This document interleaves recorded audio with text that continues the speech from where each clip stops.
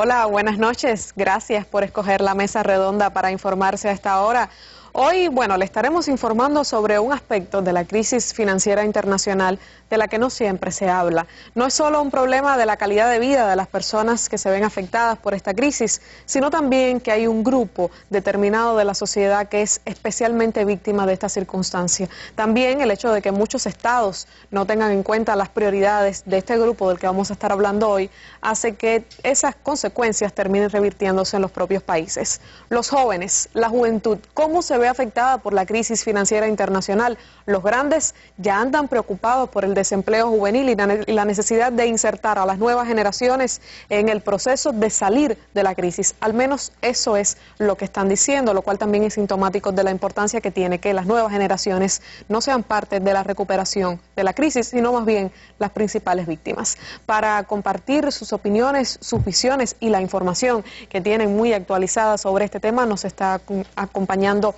esta tarde en la mesa redonda Elsa Claro, a quien le doy las buenas noches y las gracias por estar con nosotros, periodista, analista de temas internacionales, y también el doctor Leider Rodríguez, profesor del Instituto Superior de Relaciones Internacionales y especialista en los temas que tienen que ver con Europa. Ya usted lo sabe, esos van a ser los principales temas de los que estaremos hablando. Quédese con nosotros durante la próxima hora.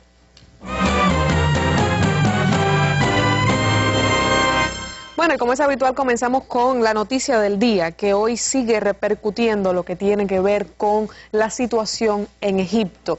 El ejército le dio un ultimátum al presidente de ese país, Mohamed Morsi, para que salga del poder o para que enfrente una oleada de desobediencia civil que ya viene sucediendo en Egipto. Varios muertos se reportan también en los enfrentamientos. Recordemos que en las calles cairotas están los que apoyan a Morsi y también una parte de la sociedad que no lo hace. Sobre cómo ha evolucionado esta circunstancia es nuestra noticia del día.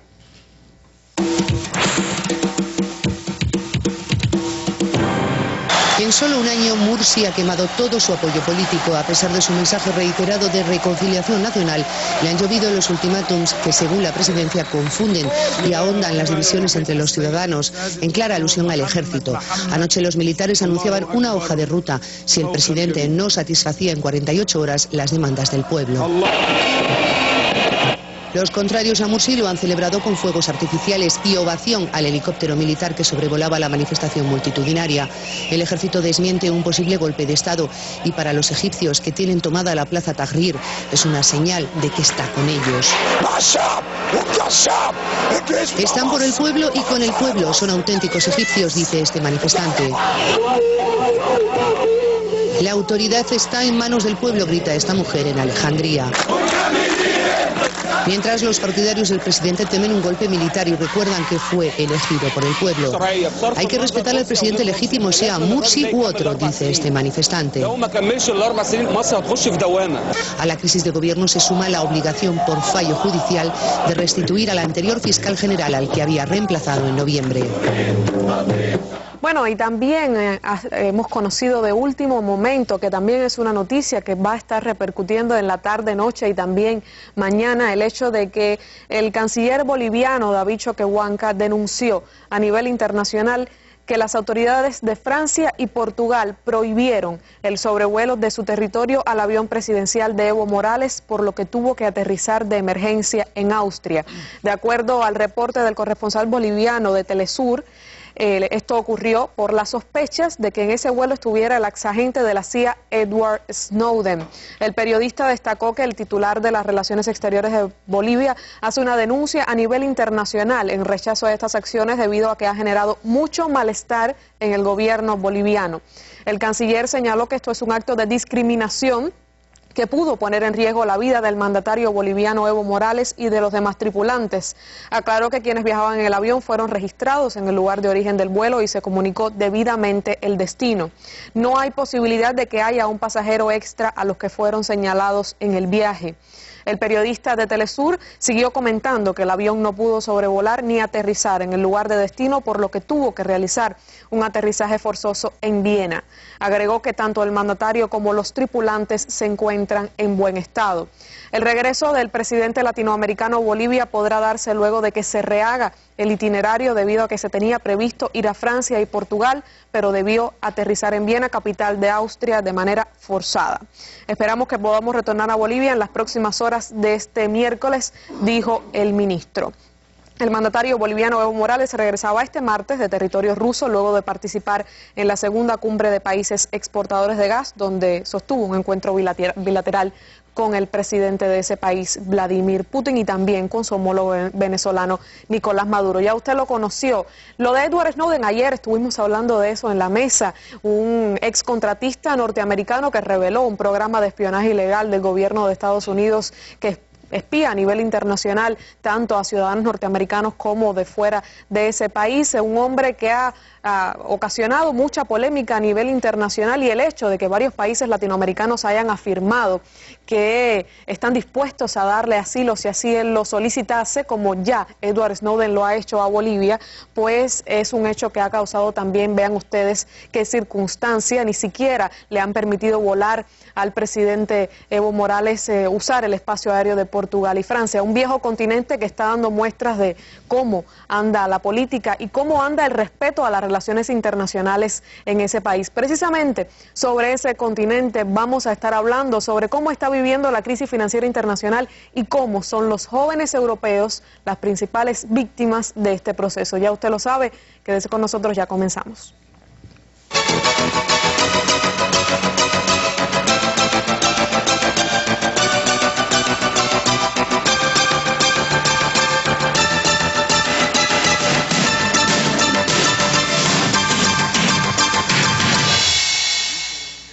Probablemente si usted piensa en los indignados, esa figura que tras la crisis financiera internacional se convirtió en símbolo de resistencia, de indignación, valga la redundancia, pues probablemente piense en un joven, pues fueron los que con más insistencia protestaron contra la tiranía de los mercados y contra la dictadura de pensar más en salvar financieramente las monedas y los países más que salvar a las personas y rescatar a las personas, y en vez de lo que hicieron finalmente, que fue rescatar a los bancos, y las consecuencias ya la hemos analizado en esta mesa varias veces. Sobre este tema, y para comenzar, les propongo un análisis del periodista Javier Ortiz. Dicen los líderes de Europa que el viejo continente está en crisis. La juventud europea les da la razón, pero no comparten sus soluciones. Desde las mesas del poder el problema se ve de una forma, pero sobre los adoquines de la Plaza del Sol de Madrid o en las calles de Atenas, el resto de los mortales viven en carne propia las decisiones que otros toman por ellos.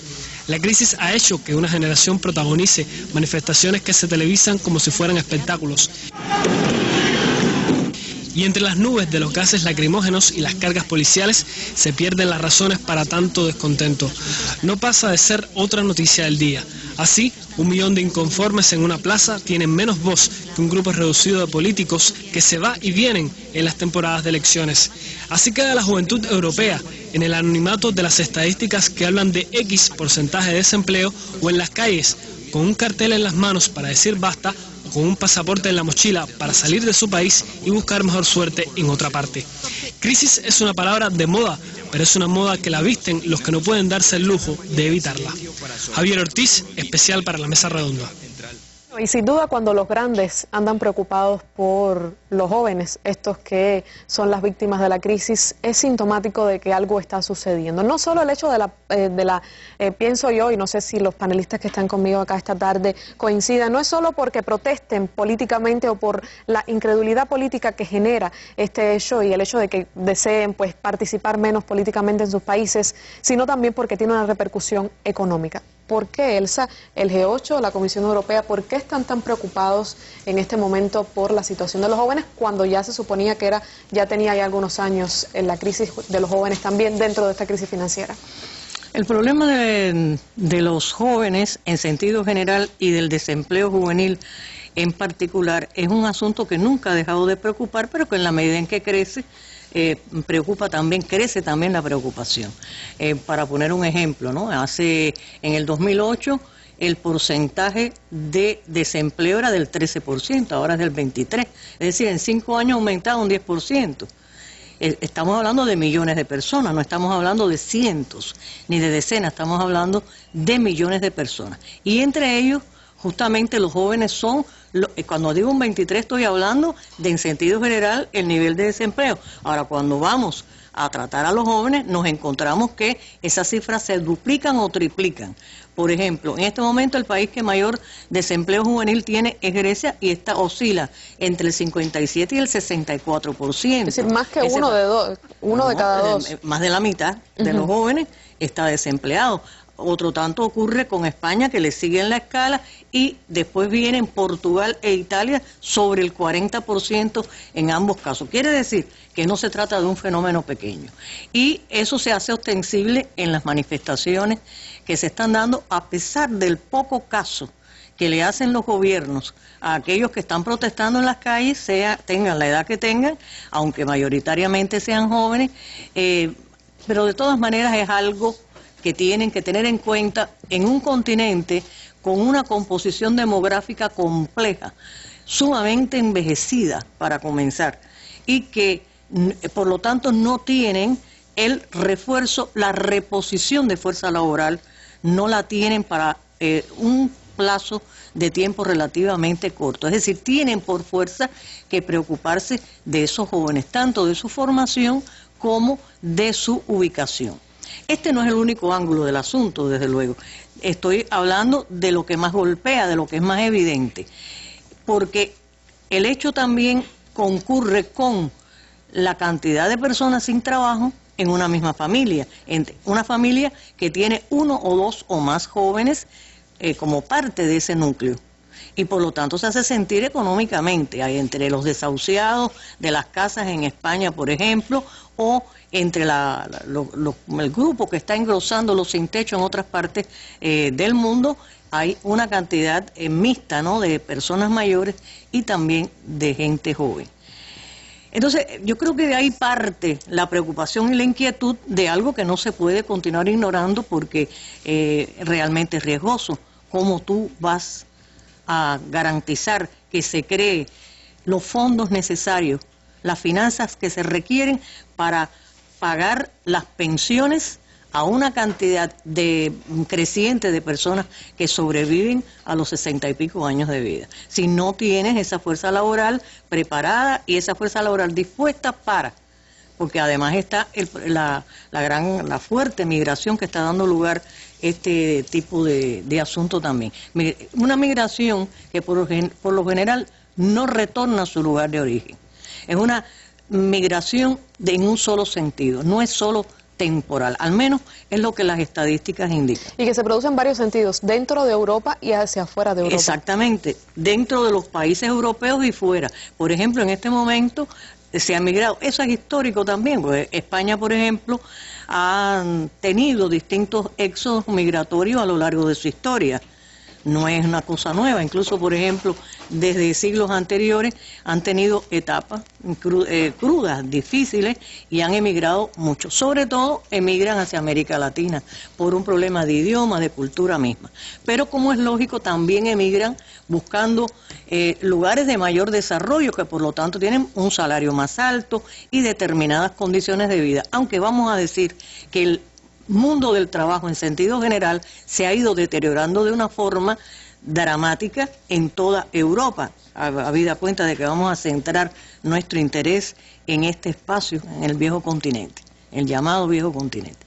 Entonces ocurre que mucha fuerza calificada está saliendo y se está perdiendo por tanto del país emisor, y está llegando a un mercado que en 1% es hostil, porque se ha ido incrementando el sentido xenófobo y porque además pueden sencillamente no conocer el idioma.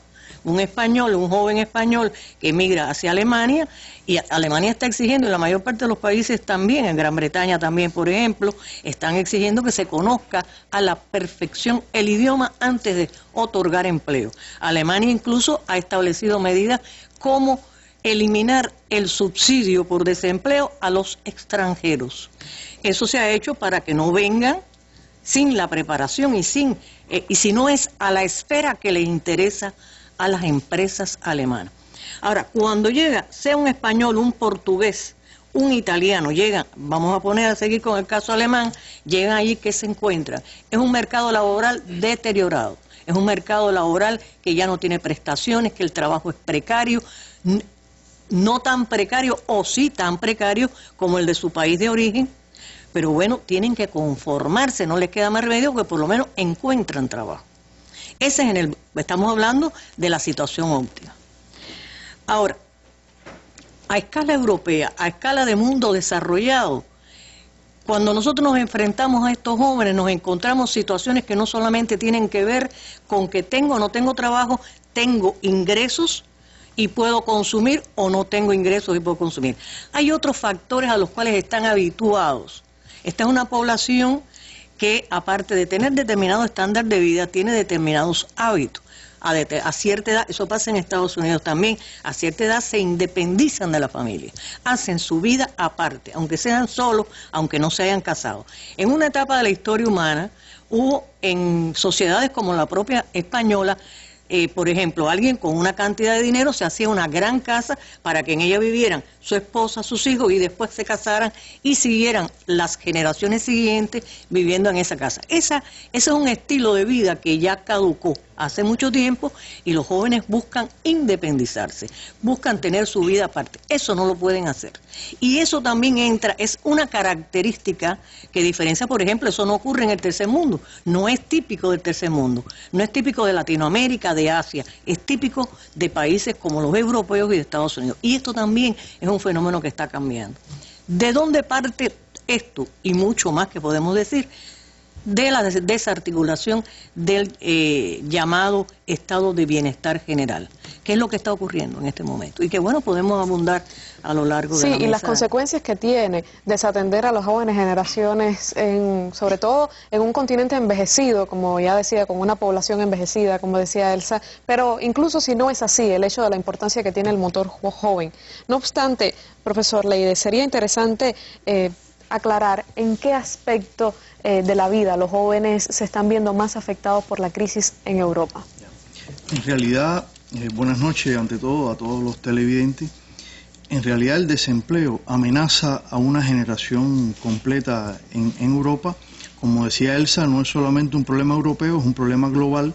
También más de 80 millones de jóvenes y de personas en general buscan empleo en todas las sociedades del mundo, pero hay que particularizar que el desempleo no es igual en las naciones del norte, industrializadas, antiguas potencias coloniales que acumularon mucha riqueza a costa de la explotación de las naciones del hoy llamado tercer mundo, que el desempleo en los países de África, de América Latina o del centro de América Central, donde el subdesarrollo es más marcado y están también lastrados por políticas también neoliberales mucho más duras que las que se han aplicado también en el norte desarrollado. Ya se habla de una generación perdida en Europa con toda justeza, y esto se manifiesta, por ejemplo, en los altos precios de la vivienda, lo cual provoca que varias generaciones, como decía Elsa, vivan juntos, que los jóvenes no puedan independizarse de sus padres, de sus abuelos, incluso imposibilitados también de formar una familia, que es una de las aspiraciones también de los jóvenes en ese rango de los 18, 25, 30 años. Anteriormente, en la Europa de bienestar general y de bienestar social, los jóvenes tenían esas posibilidades. Por ejemplo, el precio de una vivienda puede ser de 40.000 euros actualmente en Europa, cuando el salario medio es de alrededor de 14.000, 15.000 euros al año. Por lo tanto, estamos enfrentados a una situación de pérdida de bienestar y de seguridad material para los jóvenes y de estatus social. Muchos académicos hoy debaten la situación y tratan de visualizar este nuevo sector que de jóvenes desempleados o subempleados. Algunos les llaman a este sector precarios, los precarios, entre comillas, que es ese sector de la juventud o segmento de la juventud que está entre la prosperidad y la pobreza, pero tendiendo más hacia la pobreza y la marginación social. Son jóvenes que ni trabajan ni estudian, Creo que en una mesa redonda la misma Elsa Claro planteaba que es la generación Nini, que ni trabaja y ni estudia, y tampoco estudia, cuyos trabajos, por ejemplo, sus ingresos rondan alrededor de los 400, 500 euros mensuales. Todos sabemos que con 400, 500 euros mensuales no es posible para un joven ni para una persona vivir en la Europa actual. 400 euros costaría solamente una habitación con baño, una habitación pequeña con baño, alquiler mensual. Sin pensar en todos los demás gastos de la vida. Sin pensar en que hay que comer, ¿no? Claro, que hay que pagar la gastos luz, de salud, en el invierno la calefacción, etcétera. Los gastos de educación, tanto educación universitaria como educación de posgrado. Están también los problemas asociados a los contratos temporales de trabajo. Es decir, la temporalidad, sí, que los jóvenes encuentran trabajo, pero por un mes, 2 meses, 3 meses, pero eso no le ofrece un proyecto de vida. Y eso está muy asociado al subempleo. No reciben salario de acuerdo a su formación profesional. Por ejemplo, hay ingenieros que reciben un salario como técnico, ingenieros que reciben un trabajo como obreros calificados. Por lo tanto, no se le paga según la profesión que ellos estudiaron. Por lo tanto, esto va creando una situación de diferencias sociales, de ricos y pobres, al interior de la sociedad, y va creando también problemas generacionales, ¿no? Por lo tanto, también tienen que pagar alquileres más caros, los impuestos aumentan. Todo esto va creando una situación en que los jóvenes van posponiendo sus planes, sus aspiraciones, sus proyectos de vida en un contexto muy difícil. Y se les acorta la perspectiva. La perspectiva de vida se les acorta de manera notable, porque, por ejemplo, y perdóname que te haya interrumpido, yo estaba pensando en declaraciones, en informaciones que he leído, pero fíjate qué interesante, esto viene ya rodando desde hace por más de 10 años, o sea, antes de la actual crisis. Una encuesta que se hizo, por ejemplo, en Francia, ya planteaban, los jóvenes planteaban que ellos iban a vivir peor que sus padres. Una encuesta parecida después se hizo en otros países europeos, un grupo 7, 8 países europeos, incluyendo los más desarrollados, y arrojó porcentajes semejantes. Quiere decir que el fenómeno, incluso existiendo todavía esa maravilla del capitalista que era el estado de bienestar general, incluso en ese momento ya ellos, los jóvenes, hacían comparación con lo que sus padres habían tenido, el resultado del esfuerzo personal y lo que iban a obtener ellos de acuerdo a lo que estaba sucediendo en la sociedad. ¿Y por qué en esta crisis los jóvenes son los más afectados? Pues sencillamente porque, mira, el joven, vamos a poner el mejor de los casos, un joven que se gradúa. Cuando tú vas a obtener un trabajo te piden experiencia laboral. Ya, o sea, que ya de entrada ese joven está vetado. Pero además es que se incorpora a la cola de los desempleados más tarde también. Delante de él hay una cantidad de adultos que no son viejos, tampoco, son personas, por ejemplo, de mediana edad, personas también calificadas y están haciendo la cola. Entonces, y otra cosa que no se ha tocado y que es muy importante, si los jóvenes son el sector más afectado en lo que respecta a no tener empleo, las mujeres les pasa peor. Jóvenes, lo mismo por ser jóvenes y por ser mujeres, o sea, doblemente, porque además no ganan lo mismo. Cuando obtienen un trabajo, en España, por ejemplo, y en otros países también de Europa, las mujeres ganan, incluso en Estados Unidos, por términos generales, ganan entre un 20 y un 30% menos que los subiguales, aunque estén incluso más calificadas que ellos. Entonces, quiere decir que ya aparte de la discriminación por género que existe, se le suma su condición de persona joven o su condición de recién graduado. Todo esto conspira y forma parte de esta máquina que está moliendo a un sector importantísimo, por lo que decíamos al inicio, ¿no? Bueno, ¿quiénes son los que tienen que hacer el futuro? ¿Quiénes son los que tienen que construir ese futuro? ¿Quiénes son los que van a crear los fondos para pagarle a los jubilados y en definitiva para hacer crecer la sociedad. Usted adelantaba un tema interesante, los procesos de movilidad que ha dado esta crisis, el hecho del subempleo, del desempleo, el hecho de ir a buscar otras oportunidades a otros países más desarrollados, como por ejemplo, que lo usaba como ejemplo, pero efectivamente Alemania es un destino muy común, teniendo en cuenta que es la economía que de mayor desarrollo y que al menos ha enfrentado la crisis con un nivel, no es que no le afecte, no es que no tengan índices que muestren que también le afecta la crisis, pero va más adelante, por supuesto, que esta Europa de menor velocidad. No obstante, esto tiene consecuencias. El hecho de que jóvenes formados, por ejemplo, en España, en Italia, en Grecia, se muevan de ese lugar y vayan a América Latina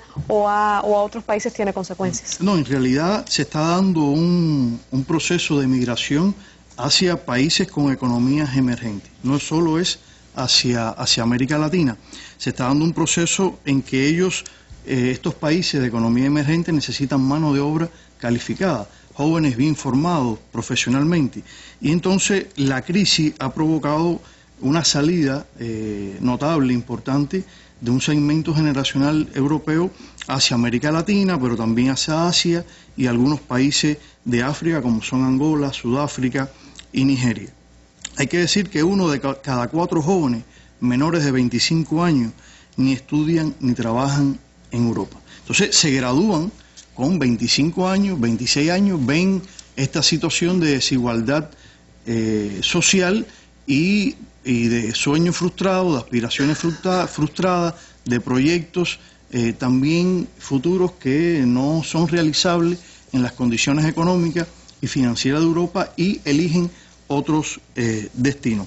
Esta es una situación de alto conflicto social actualmente en Europa para los jóvenes, y España ha reconocido ya que muchos jóvenes han salido en busca de otras oportunidades atendiendo a la crisis.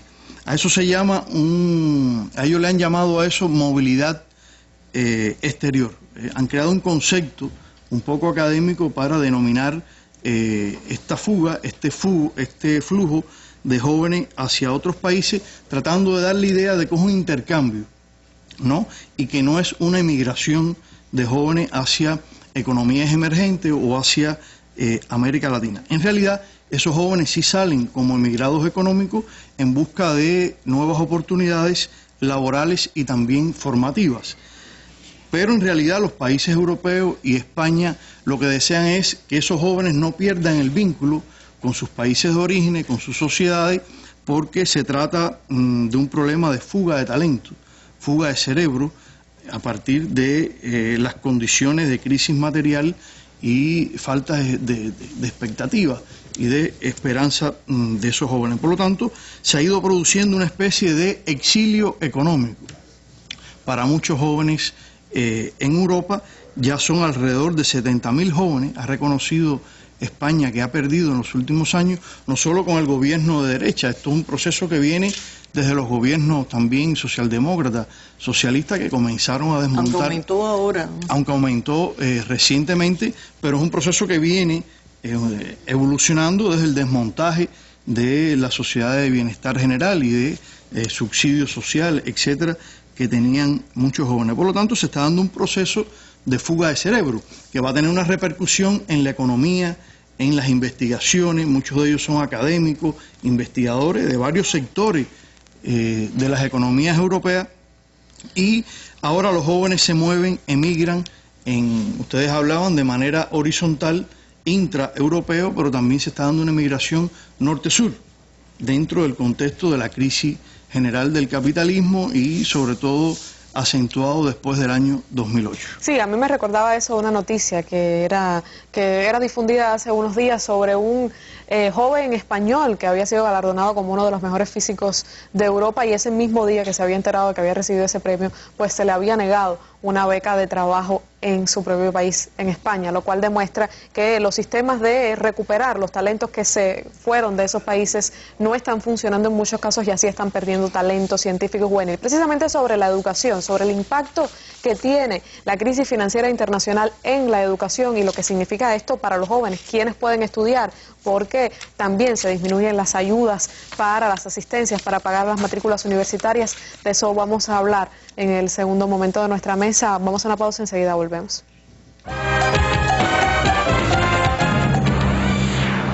cómo está impactando la crisis económica internacional. ¿Cuál es la estrategia actual de dominación del imperio? ¿Hacia dónde cambia el Oriente Medio? ¿Cuál es el panorama actual de América Latina? ¿Está en crisis el modelo de Unión Europea? Análisis, opiniones, imágenes sobre estos y otros importantes temas internacionales, usted los encontrará en la Mesa Redonda. Acompáñenos cada día a las 7 de la noche.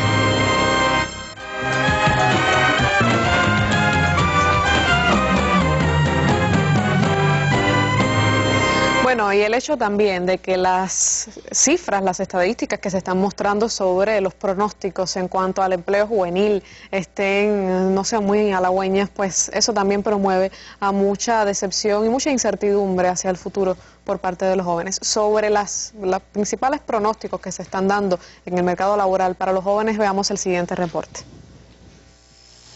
El paro juvenil en el mundo seguirá aumentando en los próximos 5 años, según la Organización Internacional del Trabajo.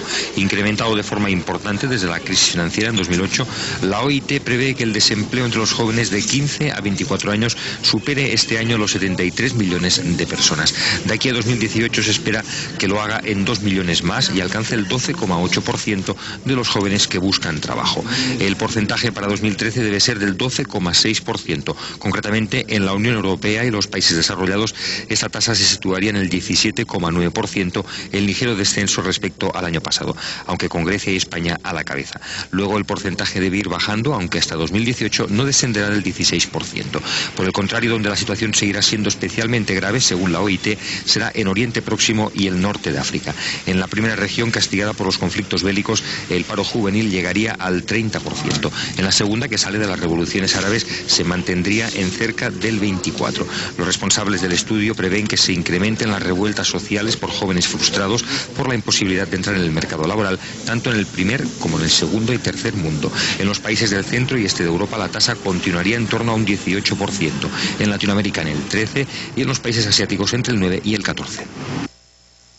Bueno, a pesar de que debería ser un hecho para los entendidos que en plena crisis económica contar con una ciudadanía, con una juventud con elevado nivel de preparación sería fundamental para salir de la circunstancia de dificultad económica en la que se encuentran tantos países, esto que debería partir del sentido común no está siendo comprendido por muchos, y todo lo contrario, hay políticas nacionales que están incidiendo en que los jóvenes tengan menos oportunidades de estudiar, de superarse, de especializarse. De hecho, en España hay una gran polémica sobre esto porque se ha anunciado que van a cambiar los términos de entrega de las asistencias de las becas para los jóvenes, y eso ha causado cierto estupor y al mismo tiempo descontento por parte de, sobre todo, las personas que más necesitan de esta ayuda. España es un ejemplo, Elsa, pero hay una repercusión, ya que hay una repercusión en los fondos del Estado para ese estado de bienestar en crisis que usted mencionaba.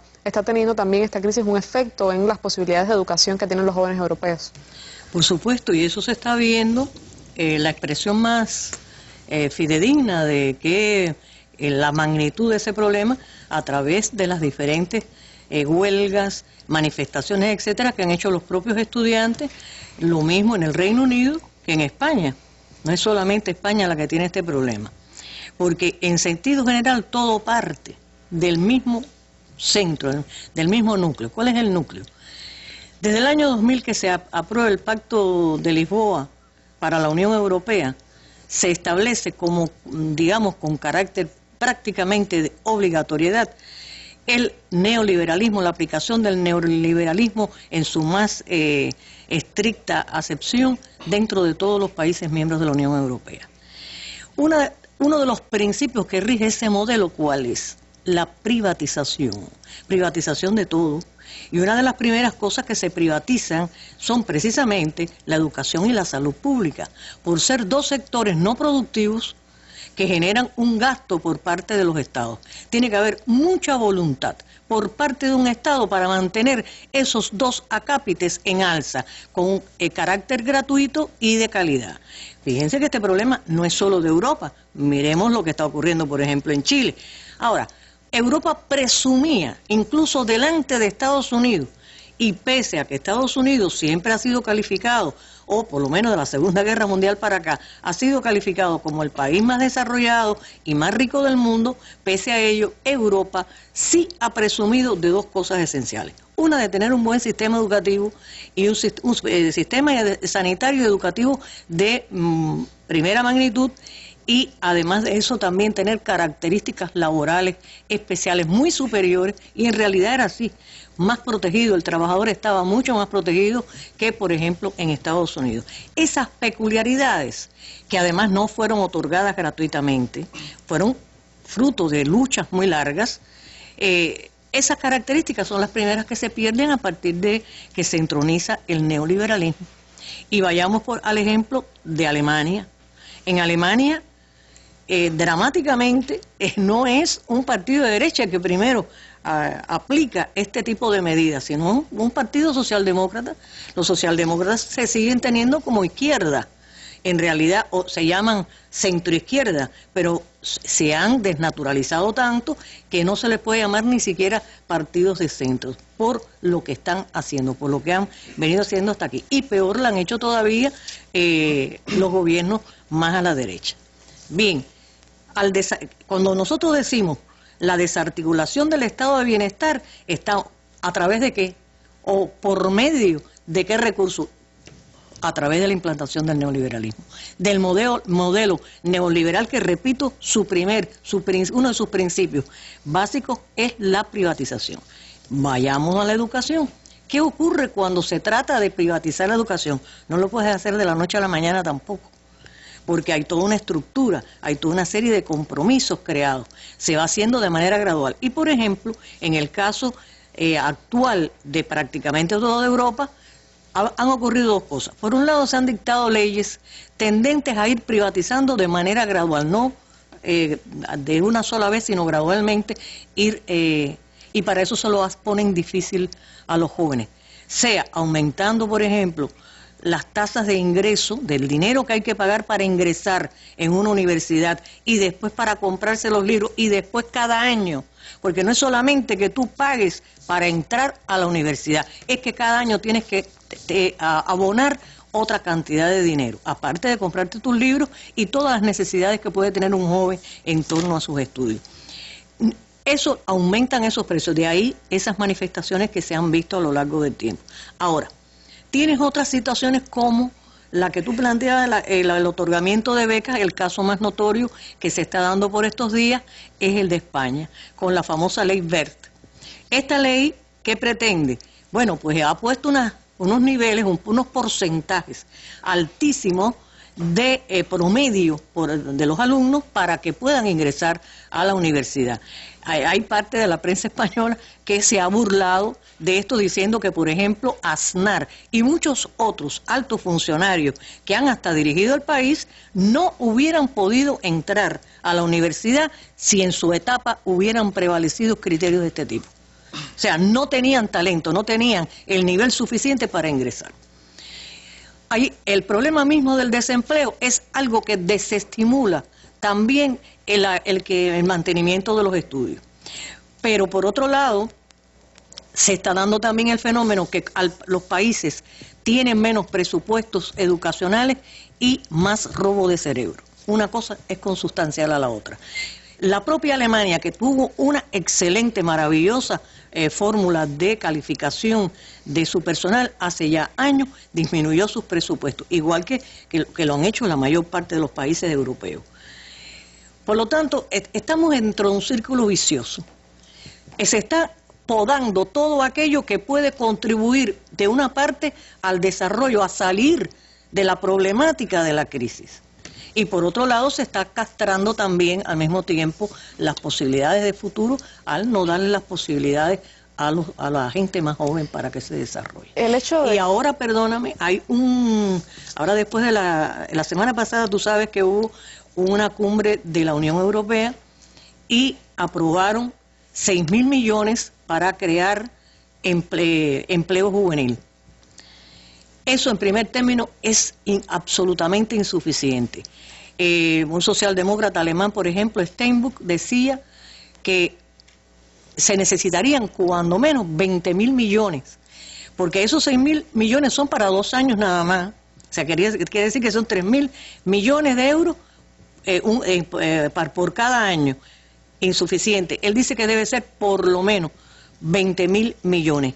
También sería insuficiente. Ahora Alemania, haciendo un gesto que puede ser tranquilamente una fórmula de robo de cerebro, está ofreciendo, vengan a capacitarse, porque Alemania tiene desde hace mucho tiempo una fórmula de recalificación, que es una manera, diría, de entretener a la gente que no tiene trabajo, haciéndoles pasar determinados cursillos. A veces eso sirve. Generalmente no pasa de ser eso un simple entretenimiento. Bueno, el hecho de que menos personas menos jóvenes puedan especializarse, puedan estudiar en la universidad o puedan continuar con especialidades, hace que entonces las poblaciones jóvenes que deben reemplazar a las envejecidas, pues no tengan la formación necesaria para cumplir con las necesidades de la economía. Usted coincide conmigo, profesor. ¿Cuáles son las consecuencias que tiene el hecho de tener una población joven menos calificada, que debe ser el camino que se siga si se dedica menos dinero a la educación? En realidad el principal problema que se crea es económico. Si hay menos jóvenes que estudian, que se preparan y menos jóvenes para trabajar, esto va a tener un efecto inmediato y a largo plazo en las economías europeas. Al mismo tiempo, si el desempleo es muy elevado, el Producto Interno Bruto no va a crecer. Por lo tanto, lo que decía Elsa, se crea un círculo vicioso. Esto va a generar más desempleo y más subempleo. Por lo tanto, lo que se está hipotecando es el futuro económico y el desarrollo económico más allá del crecimiento de las sociedades europeas. Europa está dando una imagen muy negativa en este aspecto, porque lo que se está mostrando es que carecen de política de juventud, de carácter integral.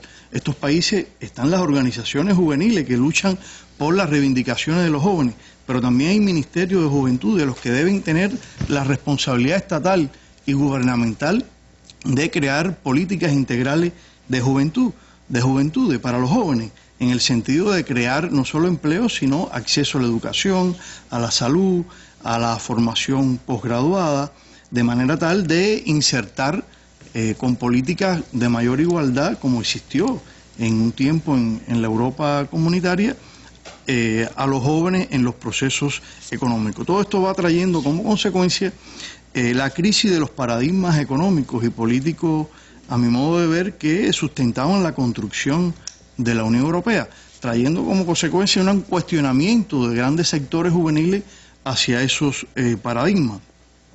La destrucción de las aspiraciones juveniles, al no poder recibir derechos elementales, que son derechos humanos fundamentales para todas las personas, y en especial para los jóvenes en formación, como es la educación, el trabajo, la vivienda. Todo eso se traduce en un gran desánimo, en un efecto desánimo general para los jóvenes, con pesimismo, incertidumbre, violencia, mayor drogadicción, porque los jóvenes tratan de evadir la pobreza, la marginalidad, mucha inestabilidad también social que van a tener que enfrentar las instituciones europeas, y un conflicto social entre generaciones. Todo esto va provocando también el auge de posiciones y de conductas políticas extremas al interior de las sociedades europeas, y esos jóvenes desempleados van a ser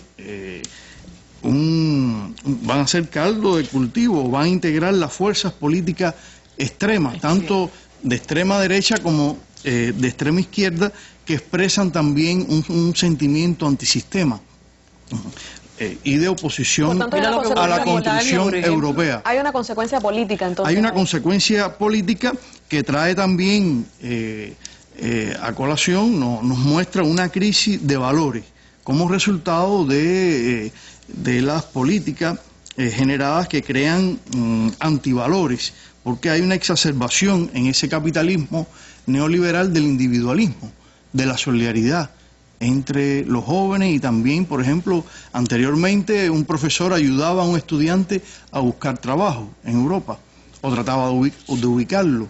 Hoy eso, nadie quiere comprometerse con otra persona para la búsqueda de un empleo, o para ayudar a esa persona a salir de la situación en que se encuentra. Por lo tanto, es una situación muy difícil, en el sentido de que hay todo un cuestionamiento también a la construcción europea y a los viejos paradigmas que crearon algunos valores y expectativas en los propios jóvenes, que son sectores y actores en todas las sociedades dinámicos y activos en su construcción.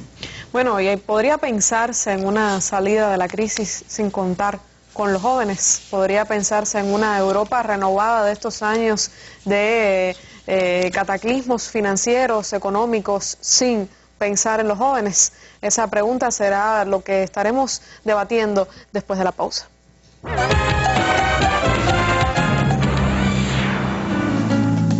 Este miércoles en la mesa redonda, la recreación en el verano. Los conceptos bajo los que se ha organizado el plan de recreación en el verano y las principales actividades que se realizarán en estos meses serán analizados este miércoles en la mesa redonda con la participación de representantes de la UJC, el INDER, el MINCULT, el MINTUR y el ICRT. Cuba Visión Internacional y Radio Habana Cuba transmitirán este programa desde las 6:30 de la tarde y el canal educativo lo retransmitirá al final de su emisión del día.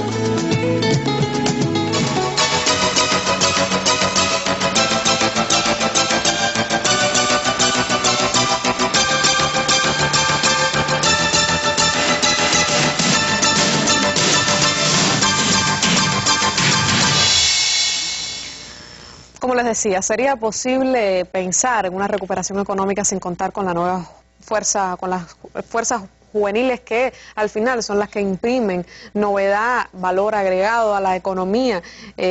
Son temas que también quedan sobre el tapete, sobre todo si uno tiene en cuenta que hay una carencia de voluntades reales por parte de los gobiernos de darle camino, de construir la sociedad o modificar de la manera que existe para que los jóvenes tengan más cabida. ¿Qué cree usted, Elsa? ¿Es posible pensar en una salida de la crisis más expedita o más fácil sin los jóvenes? Por supuesto que no, tú no puedes hacer nada sin los jóvenes. Los jóvenes, en todos los tiempos, los jóvenes son el futuro. Y es una parte dinámica, extraordinariamente dinámica de cada sociedad. Pero vamos a partir del punto, de lo central, lo básico, lo medular de este tema. Mientras los gobiernos se mantengan actuando en favor o en nombre de el sector minoritario de la sociedad, es decir, de ese famoso 1% que los Occupy norteamericanos establecieron como eslogan, no va a solucionarse ningún tipo de problema. Tengas la edad que tengas, sea joven o sea viejo o lo que sea, porque cada estrato de la sociedad tiene su problemática.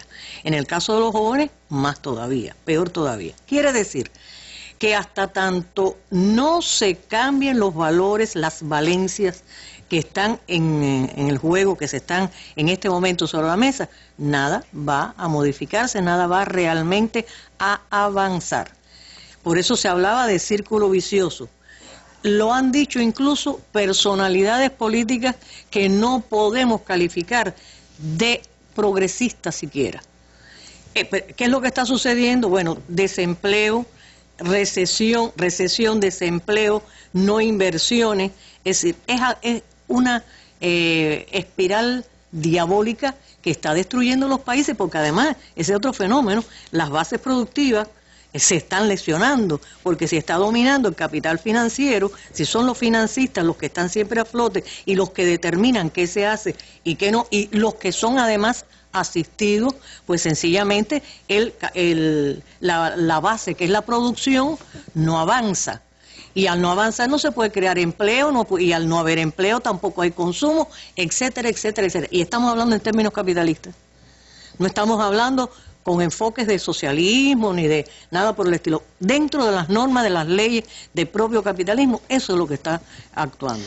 Hay quien dice que se puede ver la salud de una sociedad y de un país si se ve cómo viven los jóvenes y cuáles son las perspectivas que tienen esos jóvenes.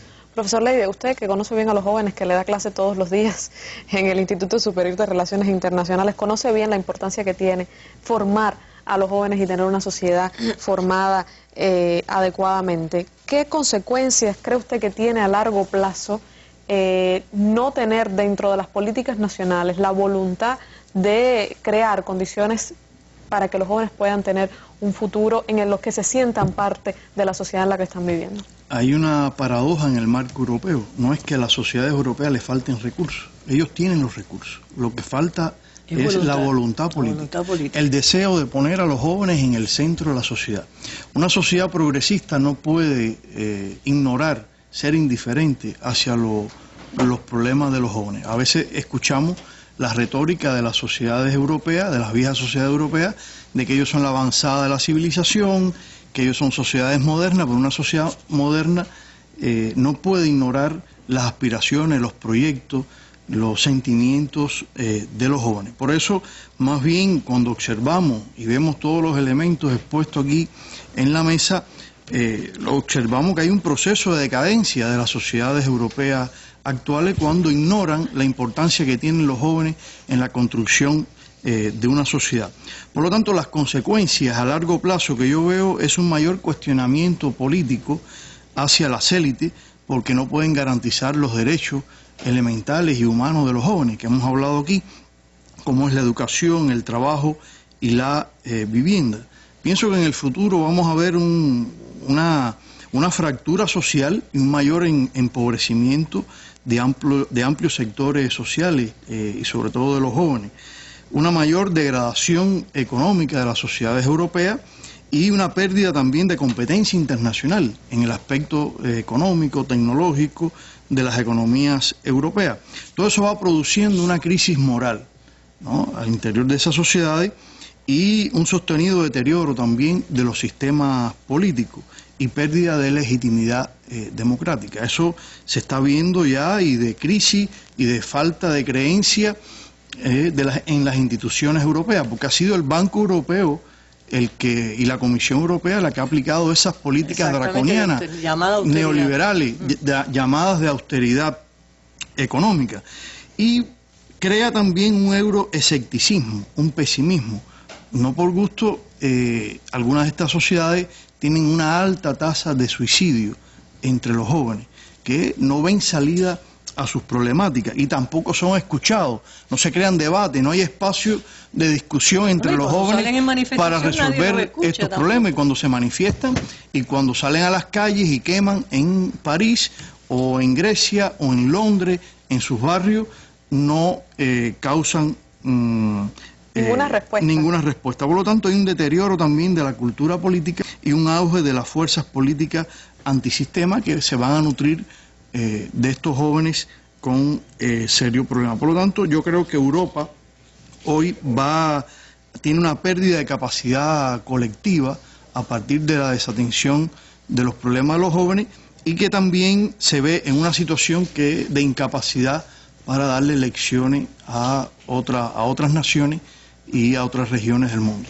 Bueno, una arista de la crisis que, por supuesto, esta hora de nuestra mesa redonda no es suficiente para comprender cabalmente, pero hemos intentado describirle algunas de las circunstancias que están marcando la vida de muchos jóvenes en el viejo continente, en el primer mundo que debería tener todas las condiciones para crearle futuro a sus jóvenes, que son al final los que van a sostener ese futuro. Pues son algunos de los problemas que también está trayendo esta crisis. Yo les agradezco mucho a Elsa Claro y a Leider Rodríguez por haber estado esta tarde acá con nosotros. Si usted encendió su televisor, no cuando inició nuestra mesa, yo le hago seguimiento de nuestra noticia del día, que tiene que ver con que el presidente boliviano Evo Morales se le negó usar el espacio aéreo de Portugal y Francia por sospechas, dicen, de que en ese avión pudiese volar Edward Snowden. Recordemos, el excontratista norteamericano que está siendo buscado por las autoridades norteamericanas, pero que parece que también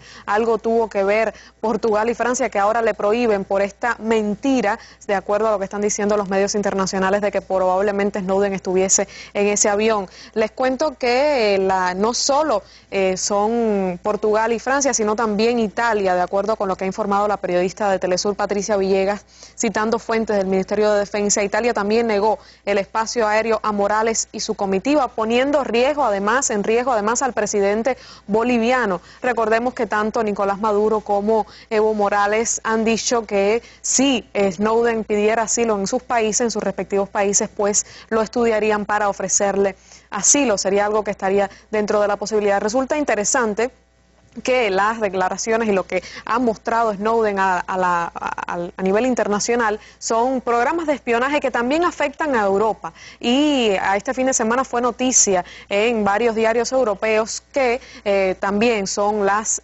delegaciones diplomáticas de esos países y de esos países en Estados Unidos que han estado siendo espiadas por parte de este programa ilegal que sigue el gobierno de Estados Unidos, la Agencia Nacional de Seguridad.